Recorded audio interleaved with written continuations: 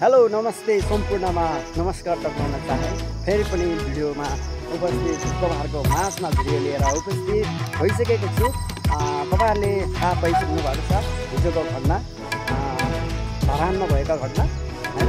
हाम्रा धरान उपमहानगरपालिका परिसर हिजो तनावग्रस्त भएको छ।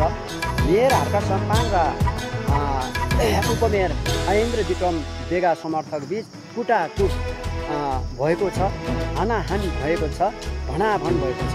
उपमहानगरपालिकाका परिसर तनावग्रस्त बनेको छ हिजो मङ्गलबार र अनि उपमहानगरपालिका प्रवक्ता सूर्यबहादुर भट्टराईको अनुसार चाहिँ मेयर साम्पाङले समर्थकहरूलाई बोलाएर उपमेयर बेगामाथि हुलजमत गराएर कुटपिट गर्ने निर्देशन दिएको आरोप पनि मेयर साहब हर्का साम्पाङप्रति छ। के साँच्चीकै समर्थक बोलाएर यसरी नै दङ्गा मचाएकै हो त हाम्रा हर्का साम्पाङजीले हैन? खासै सोमबार बसेको बैठकमा मेयर साम्पाङ र उपमेयर बेगा बिचमा यस्ता खटपटहरू यस्ता कुरामा चाहिँ आफ्नो हरेक बैठकमा चाहिँ भइरहन्थ्यो हैन, भनाभन भइरहन्थ्यो हैन। आज आएर के हर्का साम्पाङ विकास विरोधी नै हो त? तपाईँ हामीले भन्न सक्नुहुन्छ है, प्रतिक्रिया दिनु होला। कि आज आएर मेयर हर्का साम्पाङ धरानका उपमहानगरपालिकाका धरानका मेयर हर्का साम्पाङज्यू विकास विरोधी नै हो त हैन?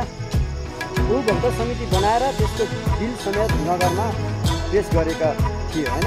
त्यसमा उपमेयरले चाहिँ श्रमदानबाट पहिले नै बनेको काममा नगरबाट भुक्तानी गर्न मिल्दैन भन्ने कुरा भनाइहरू पनि आएको छ।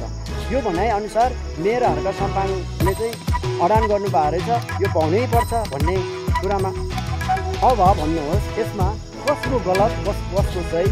अब कसले यो काममा अवरोध गरेको रहेछ?